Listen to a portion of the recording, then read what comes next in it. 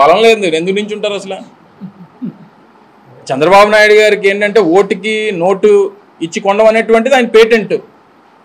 కానీ దానికి ఎన్నికల్లో అవకాశం లేదు. ఎందుకంటే 850 ఓట్లు ఉన్నటువంటి 838 ఓట్లు ఉన్నటువంటి స్థానిక సంస్థల ఎన్నికల్లో 600 పైచిలుకు ఓట్లు వైఎస్ఆర్ కాంగ్రెస్ పార్టీకి ఉంటే నువ్వు 180 ఓట్లు పట్టుకొని నేను ఎన్నికల్లో పోటీ చేస్తానంటే ఎవరన్నా ఏమంటారు చెప్పండి? మళ్ళీ దానికి మేము తప్పుకున్నాం. హుందాగా తప్పుకోవడం ఏంటి? హుందాగా తప్పుకోవడం నాకు తెలియదు. నువ్వు 180 ఓట్లు పట్టుకొని మేము 400 ఓట్ల మెజారిటీ ఉంటూ హుందాగా నువ్వు తప్పుకోవడం ఏంటి? మళ్ళీ అంటారు మేము వాళ్ళు ఇచ్చినటువంటి స్టేట్మెంట్ చూస్తే మేము ఈ ఎన్నికల్లో పోటీ చేయాలంటే అవినీతి పరులైనటువంటి తెలుగుదేశం పార్టీ, అవినీతి పరులైనటువంటి వైఎస్ఆర్ కాంగ్రెస్ పార్టీకి చెందినటువంటి నాయకులు మా పార్టీలో చేర్చుకోవాలి, అది మాకు ఇష్టం లేదు, అందుకని మేము పోటీ నుంచి విరమించుకున్నాం. మరి మనం మా వైసీపీ కార్పొరేట్లను జాయిన్ చేసుకున్నాం, రాలేటి?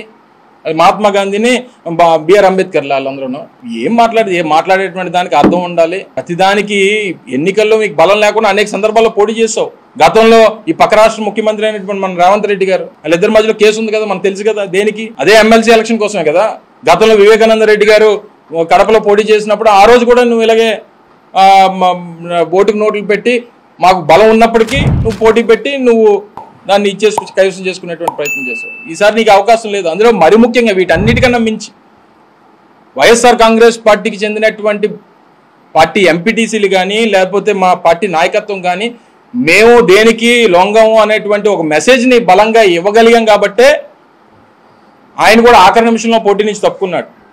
అంటే ఆ స్ట్రెంగ్త్ ఈరోజు వైఎస్ఆర్ కాంగ్రెస్ పార్టీ క్యాడర్లో గడిచినటువంటి 2.5 మాసాలుగా జరిగినటువంటి దాడులు ఈరోజు రాష్ట్రంలో వైఎస్ఆర్ కాంగ్రెస్ పార్టీ కార్యకర్తల్ని అభిమానుల్ని మరింత స్ట్రెంగ్తన్ చేసేటువంటి కార్యక్రమం చేసింది. ఆ మెసేజ్ ఇచ్చాం. సో దానికి భయపడి వారు ఎన్నికల నుంచి తప్పుకున్నారనేటువంటిది నా తాలూకు అభిప్రాయం. Right, thank you. 164 శాసనసభ్యులు గెలిచిన తర్వాత, అది ఎన్డీఏ కూటమి గెలిచిన తర్వాత కూడా వైకాపాకి బుద్ధి రాదు.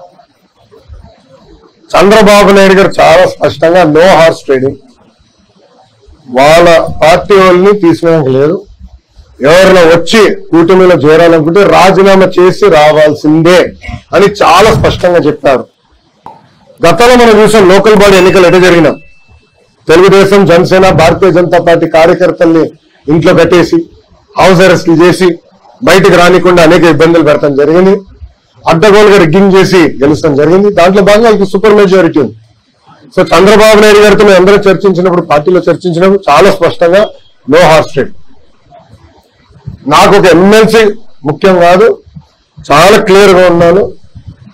ఏమన్నా పార్టీలో చేరాలంటే రాజీనామా చేసి రమ్మని చెప్పండి, అప్పుడే మనం ఏమైనా చేద్దాం తప్ప, లేదంటే ఏదో ఒక ఎమ్మెల్సీ గెలిచేదానికి వాళ్ళని తీసుకుంటే కరెక్ట్ కానే కాదని చాలా స్పష్టంగా చెప్పారు కదా. ఫేక్ జగన్ అని అర్థమైంది కదా.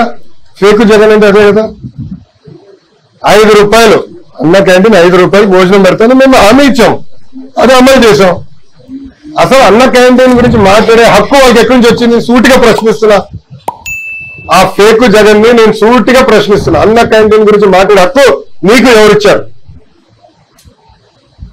అన్న క్యాంటీన్ మూసేసింది మీరు, మరి మీకు మాట్లాడే హక్కు ఎవరిచ్చారు?